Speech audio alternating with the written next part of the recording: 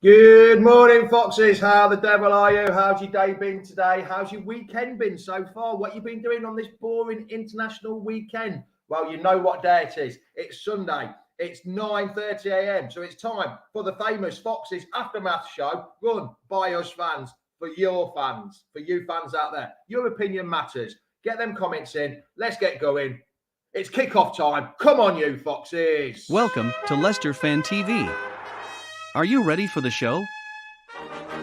Thanks to our sponsors, ADT Taxis, Everard's, Pucka Pies, Pink Car Leasing, Leicester Riders, Hologram, The Fox's Arms, Peter's Pizzeria, Hope Against Cancer, and Newbie and Co-Estate Agents. We want your views, we want your comments, so join us live. 5, 4, 3, 2, 1.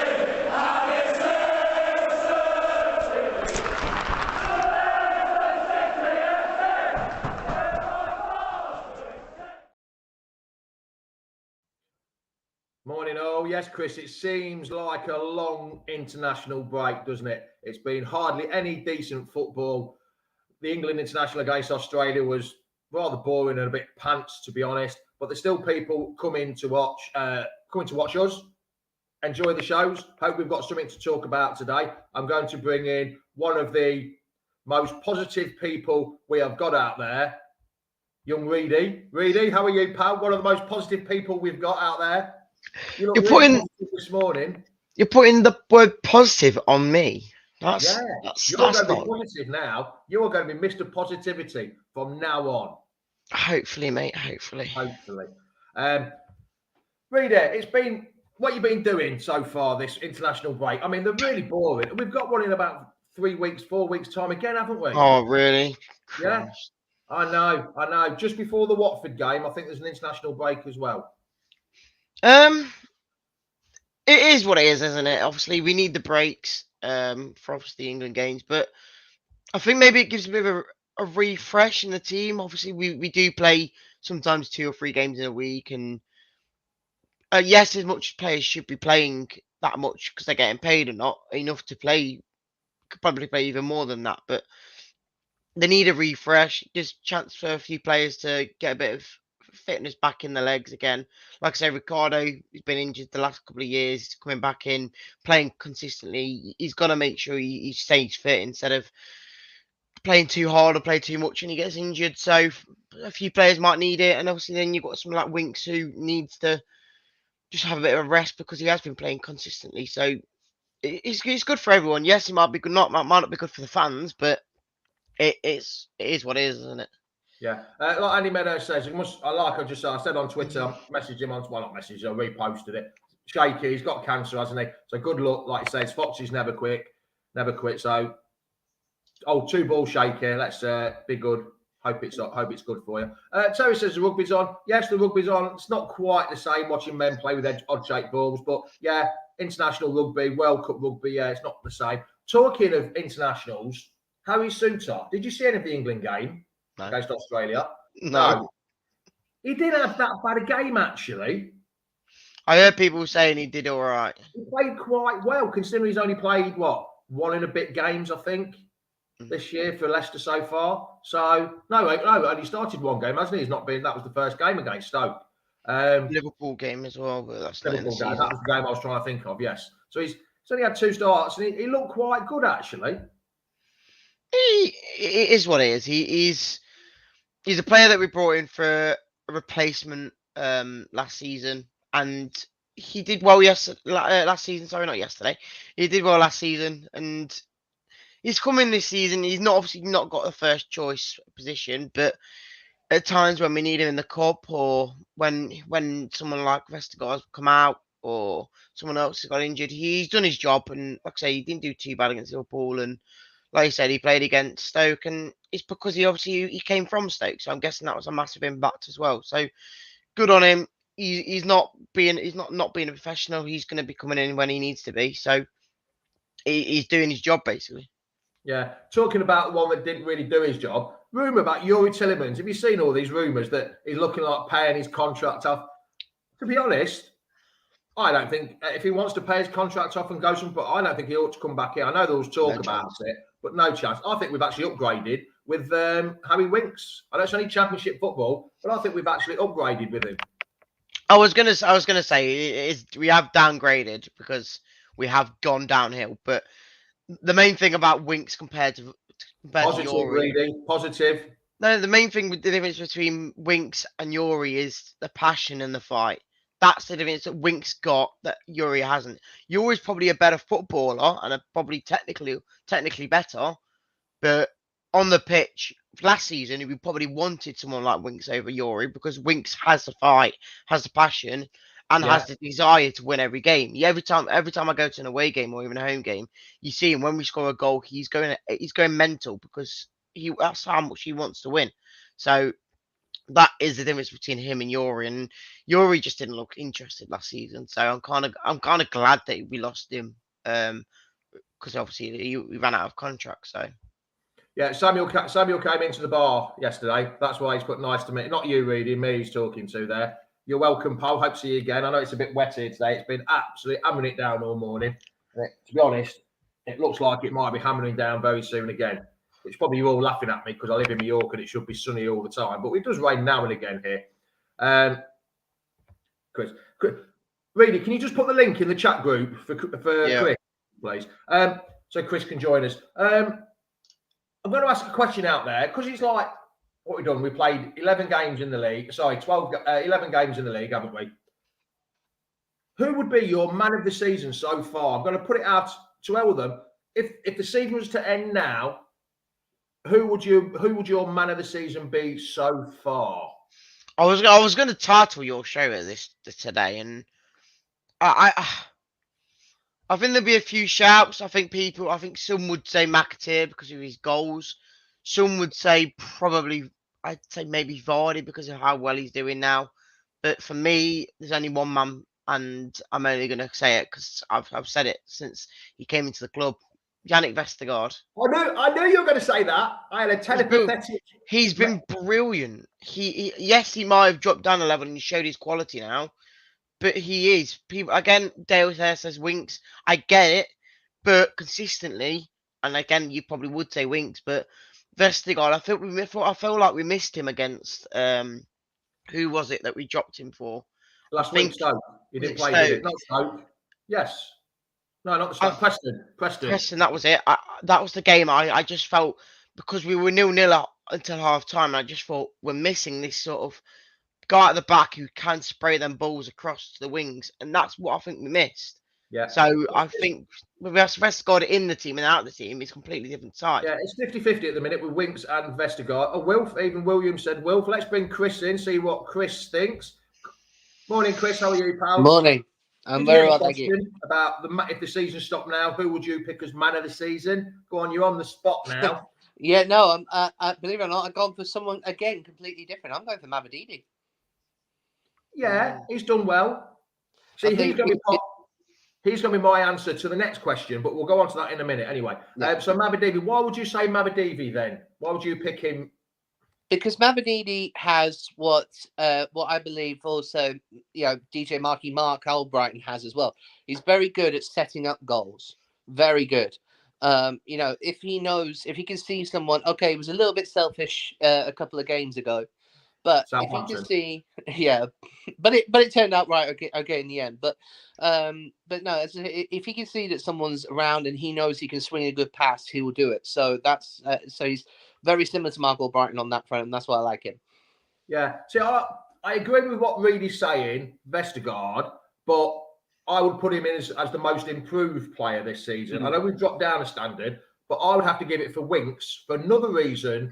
Reedy, I'm agreeing too much with Reedy, which is strange for me to agree really that much. Winks has shown that the pride and the passion and the fight wanting to play, and everything seems to go through him. You don't hear a lot about him because he's just doing his job, and I think he's doing his job really well. The ball comes through him, he goes forward, where before our midfield wouldn't really drive forward. But so for me personally, I'll give it to Winks, closely followed by Vestergaard. So yes, Reedy, I'm agreeing with her, which I might have. I think the one thing with controversial. I think the one thing with Winks is, as much as I know, well, we all know he's a quality player from what we've seen. I think because he just does it week in, week out. I don't think you could ever say he's man of the match because he just does it every week. Whereas the certain players where I just look at them and just think, wow, you've done brilliant there. So I think for me, like I say, it's Vestergaard just because I think his performances are higher quality than what we've seen. Obviously, of course, he's not been great, but yeah, I do get what you mean. Winks he's obviously one of our best players, and he's come down from the Premier League, so of course he's going to be a higher level than what we expected. Yeah, like Jason said here, that Winks is constantly on the move and looking for the ball, which is true though, isn't it, Chris? We haven't had a midfield, maybe Madison, but Madison used to play further up the field than the actual like Tillemans. It's true, we haven't had that kind of player that wants the ball and drives forward that much, have we, Chris? Which is good to see on the park. Yeah, very much so. It's like I think there was a lot of people sort of making similarities to Mahrez. And I was just like, that's to me. I was like, no, you can't really compare the two because Winks is very much defensive minded before forward minded. Mahrez was more forward minded.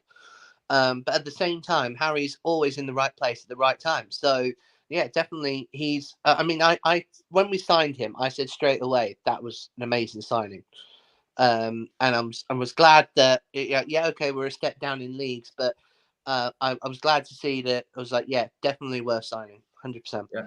Gray Richardson has made a cracking comment, which is actually very unusual for Gray on a Sunday morning to make such a good comment. Enzo has the whole team fighting for positions, and the Foxes never quit. Is back. Reedy, agree with that? Has he got the team fighting for the positions and wanting to play? Of course he has. He's obviously come in and changed the whole club really because I've said that, to be honest, I feel like we needed that relegation because I think we needed that refresh.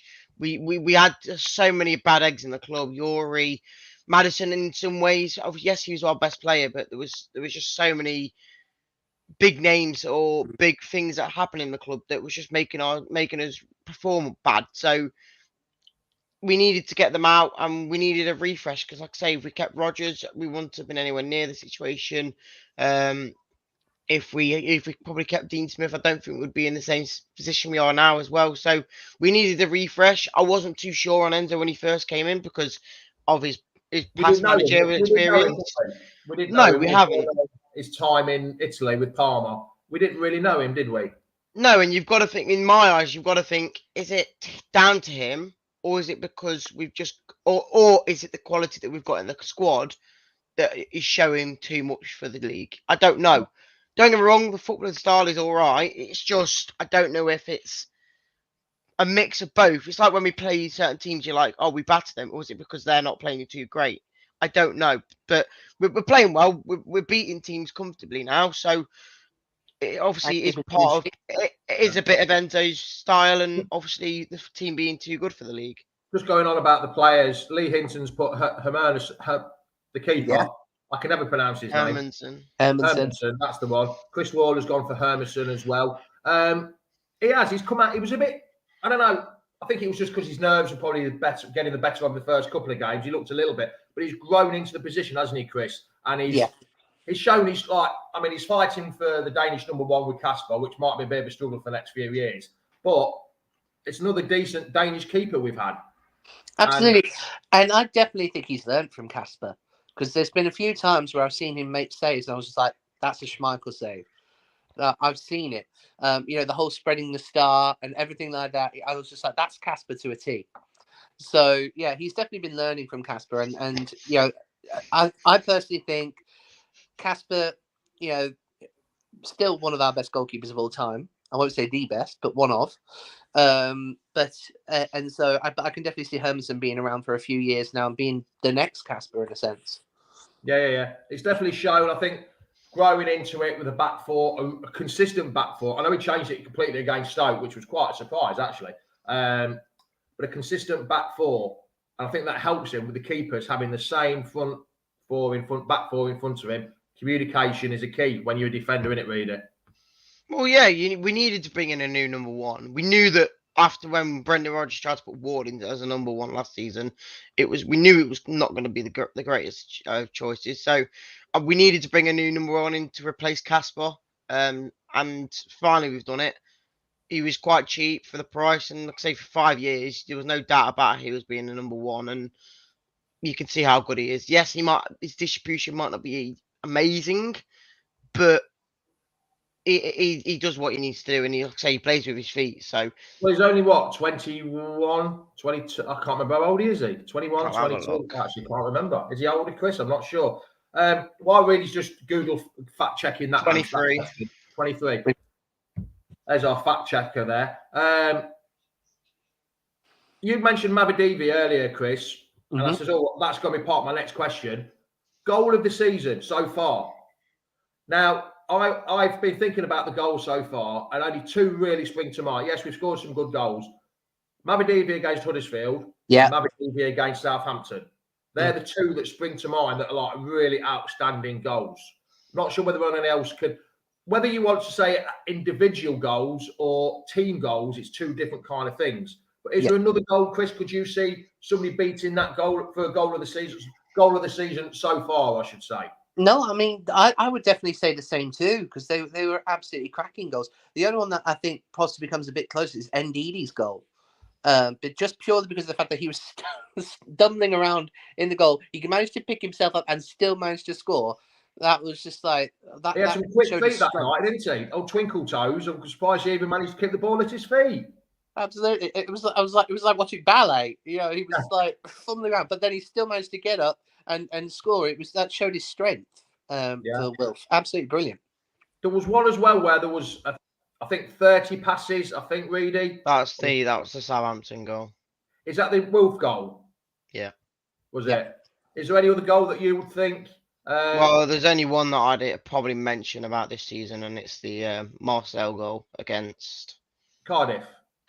Yeah, the long, well, not the long range shot, but you know what I mean, volley from outside. On the corner, and it was in the top. Yeah, it was a decent shot. Let's just bring Nick in to get his views on Nick. Hello, Nick. Lads. How are we? Well, you're out at a market somewhere. No, I'm at the Royal. Oh, what's up? I've had an MRI. Oh, right, okay. Everything all right, pal? Yeah, just usual. Good. I don't know whether you heard the question I asked about goal of the season so far. I mentioned Mabadivi against Southampton and Huddersfield. Reedy's mentioned the Wilf goal after 30 passes with his twinkle toes towards the end. What do you think? Would you agree with them 3 so far? I know it's a long way to go, but... Yes, but for me, goal of the season so far has got to be KDH's winner against Cov, first game of the season. What? Because of against Coventry, or how good it was? Well, it was a good goal, but also it's who it was against. So it was a good finish. Yeah. You've also got people are putting Casadidi's goal against Cardiff. Last minute winner. Yeah. If we have to be honest, I think the one goal we have to say about, we'll kind of mention, is the Ramsey goal against us. Because that was absolutely outstanding.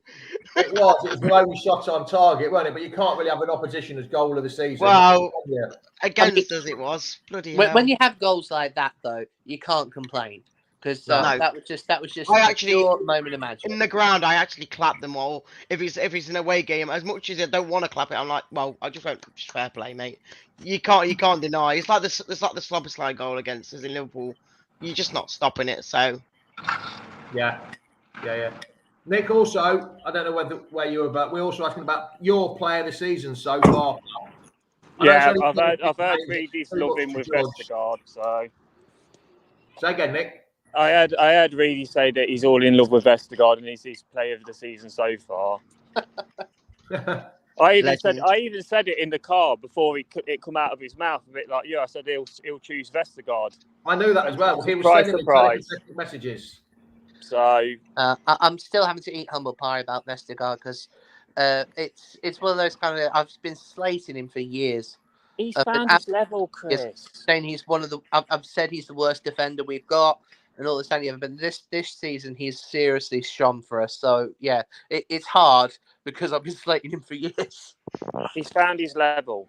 But the thing is, though, Nick, yes, he might have found his level, but the more confidence he gets playing, it might improve his standard when we go up next year. I can't think of something more terrifying than some pacey players like a Foden or, the Saka running against a Vestergaard in the Premier League next season. And that's the sad reality. He's faster than Vestergaard. I tell you what, Nick's taking your negativity crown today. That's for certain. I ain't gonna. I'll be completely honest. I agree with him. As much as I do like him, and he can do what he can in the Championship. If he gets outpaced, he's not got the chance of a Premier League player scoring a brilliant goal against him. He's going to be a Championship level player booting it into the Rosette. So it is what it is. He can get a bit of luck when it comes to someone beating him on the pace side of it. But in the Premier League, yeah, I agree. I don't think he's. Don't get me wrong. But don't get me wrong. He's done amazing this season so far, Vestergaard. He really has. But he's not the future, and that's the sad reality. And when you were talking about Yuri Tillemans and stuff like that potentially coming back, he made his bed. He can lie in it. I'm happy we've got Winks. Winks has shown more in 11 games than what Yuri did in 2 years. Yeah. Go on, Chris. You were about to say something about Vestergaard. Yeah. It's just basically, we're basing this again on, yes, we were in the Premier League, but we're also under Rodgers' thing. We're now under Enzo. Enzo could have literally had a really good talk with Vestergaard and really try to get back his strength. And I think, yes, okay, we're still in a lower league. But I'm interested to see if we do go up in the Premier League, if Vestergaard does keep his spot in the Premier League, if he will actually be better because it's under Enzo's rules, not under Rodgers. I think he might improve in the Premier League, but I think the difference is the amount of times we've been beaten on the counter attack. The Championship level players aren't scoring goals for fun. Premier League level, any Premier League striker will put these away and we'll probably have lost a few games this season by now. Yeah. Just want to go on this comment. Hold on, Nick. Hold on. Just a comment by Nick Half Pie. He's put. Let me get it back. Morning, gents. Absolutely buzzing with the way the season's going so far and how the players seem to be loving life under Enzo and his style of play. Everyone seems to be making that extra bit of effort, and Vestergaard's looks like he's lost a bit of pudding. Long may the dream continue. It's true, though. They all do look a bit leaner and sharper, though, don't they, compared to what they were last year? Yeah. But that's because it looks like Enzo, like you were saying, he's put the mentality back in the club where the players will fight for one another. And let's be fair, the last time we saw our squad like this was when we went and won the Prem under Ranieri. Yeah, It's like Andy Meadows just says, Enzo's improved certain players, something Rodgers couldn't do, which is true. Rodgers seemed like he couldn't improve players. Yeah. I don't think it was about even improving it. It's just he just had his players and that was it. Rodgers is just like Gareth Southgate. He didn't want to evolve. He is. He's Southgate to a T. They're both the same. That's why England will never win anything under Southgate, because he's exactly the same as Brendan Rodgers. Been slated for it. I've been saying that for absolute years because of people saying, "Oh, we've made it finals, we've made semi-finals and whatnot." Have we won anything? We were fluke. Yeah, when the chips are down, we bottled it against the Eye-Ties in the final. That's the reality. We bottled it. And that's the same with Harry. Everybody knows I hate Harry Kane, and I still hate him. I agree. I hate him. He's an absolute bottler because if you put him against a team where England should win on paper, he's amazing. But if you put him against someone like Spain, Germany, Portugal, all these big teams, Brazil, big teams, he's nowhere to be seen. Yeah. Let's get off Harry Kane because he played for this 15 years ago and he said it was hard work. He said it was like hard work. He found it struggling here, didn't he, in that interview he's just done. We're going to go on to Swansea. I know it's a week away. Well, no, 6 days away. Can you, Reedy, what do you think the team's going to be? I mean, do we know now? Can we pick a team a week ahead with Enzo here? He makes changes, rest players. A lot of players have had 2 weeks off. What's going to happen, Reedy? Do you think he's going to... I mean, last time we came back, he didn't play Wout Fez because Wout Fez had played 2 games. It's weird because we know how Enzo is. He likes to switch his team up without even thinking about it. So for me, obviously the keeper does stay the same. I don't think he ever comes out unless it's a cup competition. And the back three, you'd probably say it's going to be Justin, Faze, and hopefully Vestergaard. But I could see why Cody comes back in, if I'm totally honest. And then it comes just to a whole mix of players. Obviously, Winks and Ricardo is just a certain. And then it all depends on what you want up front. Vardy or Iheanacho. I'm not even going to say the other striker at the moment because it's pointless even talking about him. And then you've obviously got the wingers in Mabadidi, Fatawu, Atgun. Yeah. And obviously the midfielders. There's so many to choose from in certain areas, and then you've basically got nothing in the defensive areas. So it is like Andy says, it's for the rotation. And in my opinion, there's certain players have been playing better in other positions. So you keep Dewsbury all in there? You probably do because of the fight and passion he's got. Do you keep Wolf in? Probably, but then like he says, you've got to rotate. So maybe put Atgun in that role. And then again on the wingers, like Chris says, Mabadidi's been brilliant. So do you even drop him? I don't know. I mean, the only good thing about this, I know we're moaning about the international week. You're talking players there. Casey McAteer. At least with this 2-week break, he's not missed as many games as he could do. And then there's another one in November as well. So he should be back for that time. So he's not going to miss as many games with the international break. And it was a bit unlucky when he got injured against Blackburn. As soon as I saw him go down holding his fetlock, my hands went on me and oh, God, that's an hammy. That's about 5-6 weeks, probably longer. But at least with these international breaks, it's giving him a chance to get back fit, Nick, which will be a good thing for the team, won't it? Because we have not missed him, but he has got a new influence on that left-hand side, hasn't he? Yeah, I mean, one thing you can say, which is a good thing, is whoever comes in is going to go and do a job. You know, we've got so much depth around, you know, the attacking, the wingers, the midfield. You know, you could bring in, if Ndidi doesn't play, you could bring in Hamza, for example. I don't think you can predict who's going to play. Possibly you could bank on Hermansen starting. That's probably the only one you possibly could bank on. And rightfully so. But you got Vardy, Nacho. I mean, the only thing is, I think it's been well talked about that Winks is probably the only position we haven't got proper cover for. Every other position we've got cover. But you got Pratt. Pratt can come in and play. But he's injured. I mean, like, say if Winks got injured now in this before this, we haven't really got proper cover because Pratt's out till Christmas time, isn't he? So we haven't. But you've also got some gems in the under 21s and stuff like that. I mean, let's be fair. Well, Babel's not going to be there till at least Christmas time as well, unfortunately. If McAteer's anything to go by, I'm excited by what we've got in our I think Babel looks, from what I've seen of him, the bits of he's come on, and I know clips on YouTube, you can't really tell the best of him on YouTube, but he looks good though. He looks good. So we'll see. We'll just see. But I still think we'll win. I do think Swansea are really struggling at the minute, and I think. We'll go there. Then, Nick, before we let you go, scoreline for next week. I know it's a week away. I know things can change in the next week with injuries and that and whatever. What do you think the score will going to be, Nick, before you go? 3-0. That's 3-0 City, I presume. Yeah. That'd be 6 wins away from home in the league, which we've never ever done. Why not? So we're all about breaking records. That'd be another record. So you're going for 3-0 then, Nick. I'll write that down and remember that one for next week. And you come back next week and see if you're right, pal.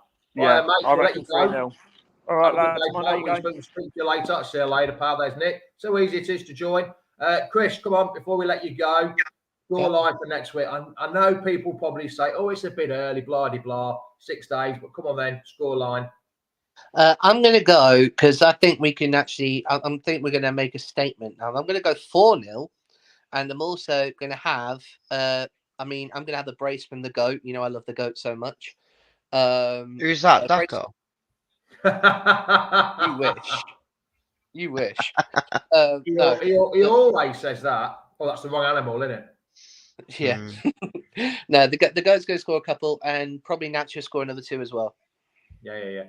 Just quickly, Nick's come up with another point. Have to say, I like Algon. He's going to take time for him to get up to full speed and pace for the Championship. But you can see that he has, he's going to be a handful. He certainly is, isn't he? He's got the skill as well. Them couple of balls he's put through for players like the McAteer at Liverpool and then the Dewsbury little chip at home. He just puts the ball in the right place.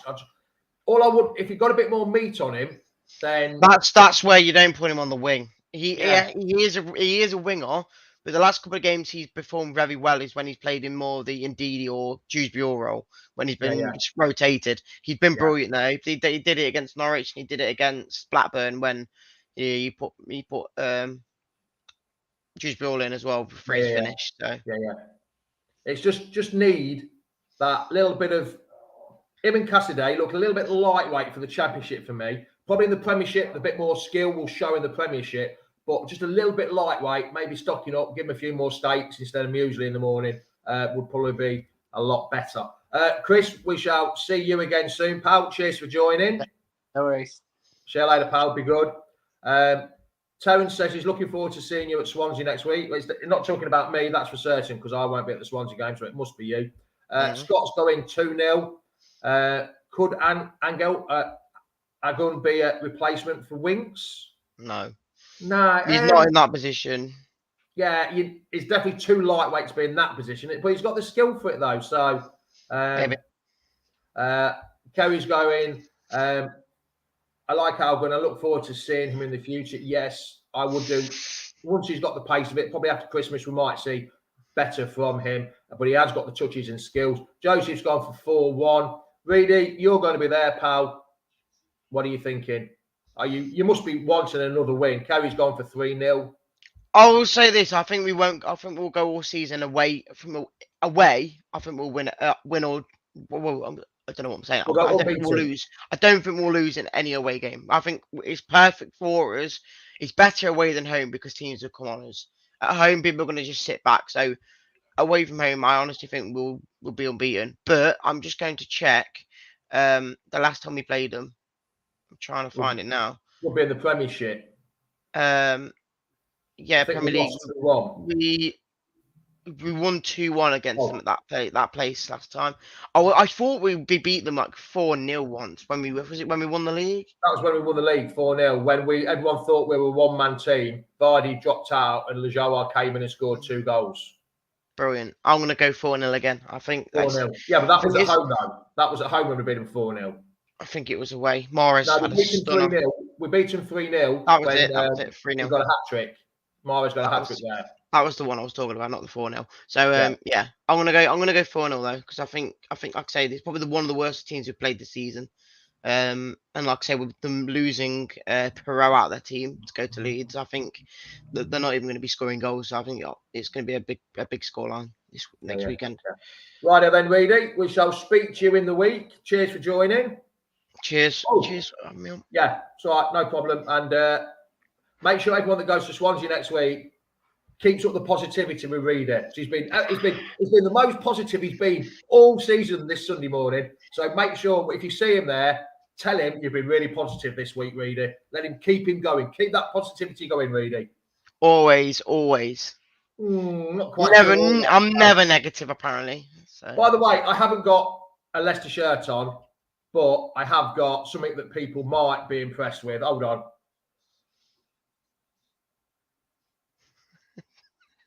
Keep going. There we go. That's it. Get banged. Jamie Vardy. That's how positive I am this morning. That's the best way to finish the show. Reedy, we shall speak to you later, mate. Yep. See you in a bit, mate. Cheers. Good. See you later. Right then, lads and lasses. Thanks for joining me. It's been absolutely brilliant. I know it's Sunday morning. I know there's not been a lot to talk about with International Week, but you've heard me and Reedy and Chris and Nick waffle on about absolutely nothing. But come and join me next week when we'll talk about the Swansea victory. Let's talk about the Swansea victory next week. So it's ciao, ciao, adios, arrivederci, goodbye. Come on, Leicester. Welcome to Leicester Fan TV. Thanks for watching Leicester Fan TV.